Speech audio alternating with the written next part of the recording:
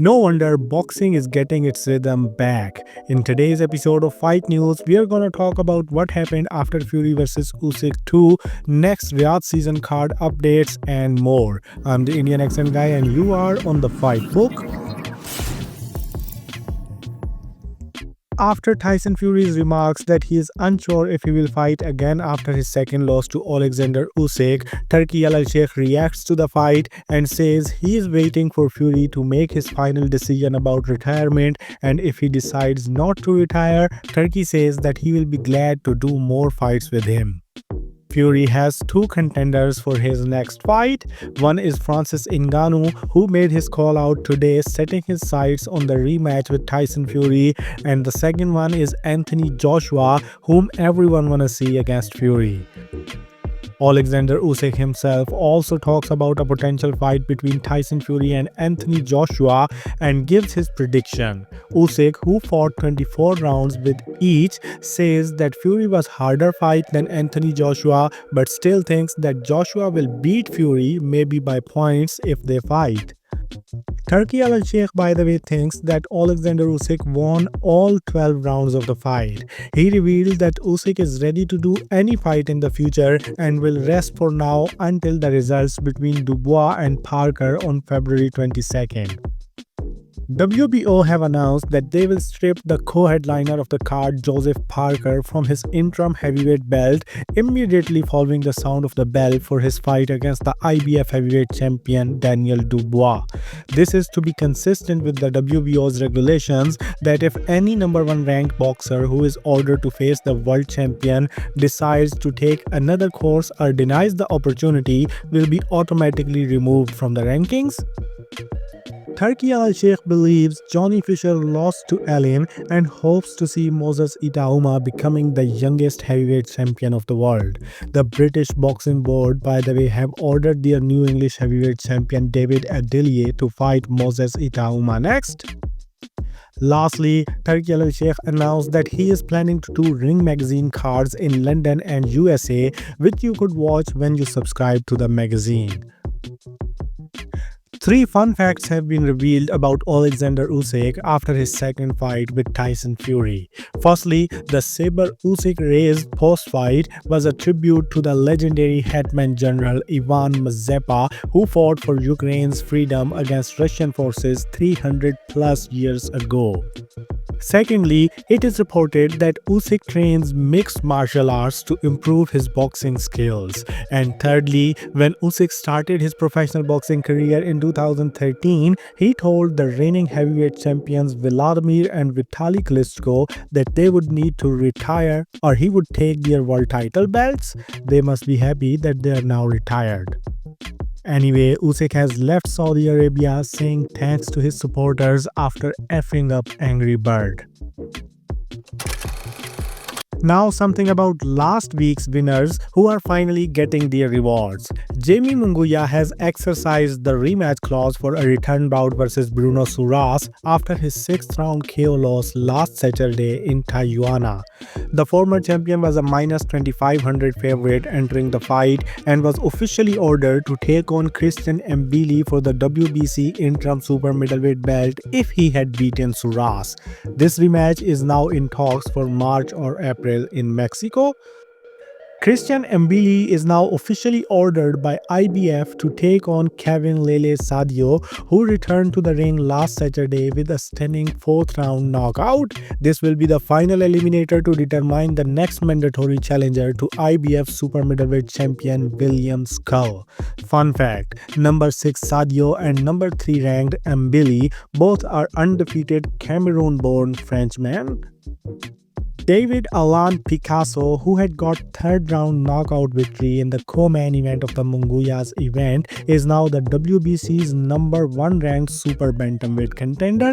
He has been rumored to be the frontrunner for Inoue's next opponent in Las Vegas if Inoue gets past Sam Goodman next month, so now it makes a lot of sense. And after Holmes' unanimous decision win last Thursday, IBF has ordered Erickson Lubin versus Adriel Holmes Jr. as a final eliminator to determine the next mandatory challenger for Bahram Murtazaliyev's IBF Super Welterweight title. Now something about upcoming fights. Ryan Garcia has sustained a wrist injury and the Rukuya Ampo exhibition scheduled for next Monday, December 30th has been postponed till spring 2025. Davin Haney's father taunts Garcia on the news break and Garcia fires back calling for Haney rematch. Their battle continues outside the ring as well as Garcia's legal team has filed a counterclaim against Davin Haney seeking $7.5 million in damages. Top Rank's Bob Arum revealed that they tried to make Teofimo Lopez versus Davin Haney, but Davin Haney ducked. So now they're trying to make Lopez versus Jaron Boots Ennis for Boots' IBF welterweight world title.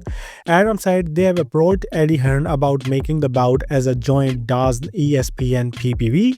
The fight would possibly take place in March in Madison Square Garden. Oscar De La Hoya reacts to the news and thinks that Ryan Garcia versus Teofimo Lopez is the fight to make as it's a big money fight. Teofimo has named his 3-man hit list for his next 3 fights. He says those would be Jaron Ennis, Gervonta Davis, and Terence Crawford. When Davis was asked about Teofimo, he just went off on him saying he would slap him when he sees him.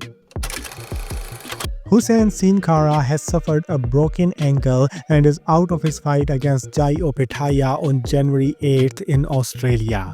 Opetaia will still defend his IBF and Ring Magazine World Cruiserweight titles on the date, and the new opponent is number 10 ranked New Zealander David Niika, who replaces injured Mandatory on just 3 weeks' notice. Now finally, some updates from the Next Riyadh Season card on February 22nd. If Hamza Shiraz beats Carlos Adames for the WBC middleweight title, he already has a handshake deal with WBO and IBF champion Janibek Alimkhanuly for a unification fight. If you don't know, Shiraz ducked Alimkhanuly weeks ago and chose a somewhat easier fight to become the world champion. The WBC have confirmed that David Benavidez versus David Morrell on February 1st will be the final eliminator to determine the next WBC light heavyweight mandatory challenger for the winner of Artur Beterbiev versus Dimitri Bivol 2 on February 22nd. Benavidez' WBC interim and Morrell's WBA regular belts both are on the line. David Morrell Jr. says people should expect a war between him and Benavidez as Team Benavidez lost his respect in their LA conference. Turki Al-Sheikh has declared that he wants Shakur Stevenson to fight William Zepeda after Sheffield, and then he will try to make Shakur Stevenson versus Gervonta Davis if Davis doesn't have any problem fighting on the Riyadh Season card. When Gervonta Davis was asked about it, he dismissed the fight versus Shakur Stevenson, stating Shakur hasn't done anything in the sport yet. He says Shakur doesn't have any offense in his game and that Keyshawn Davis looks way better than him despite the fact that he also hasn't done anything special yet. Now we end the video with Turki Al-Sheikh's plan for the future Riyadh Season cards. Turkey has stated that after February 22nd card, he is planning to stage another big Riyadh Season card outside of Saudi Arabia in March and hopes to follow this in May again in Riyadh with a Queensberry and Matchroom 5 vs 5 rematch or a UK and USA 6 vs 6 event which would pit Queensberry and Matchroom on the same team versus Top Rank and Golden Boy. He also said that he intends to stage a Riyadh Season card in Africa as well, either in 2025 or 2026, and he could make Deontay Wilder versus Francis Ngannou as the main event for it.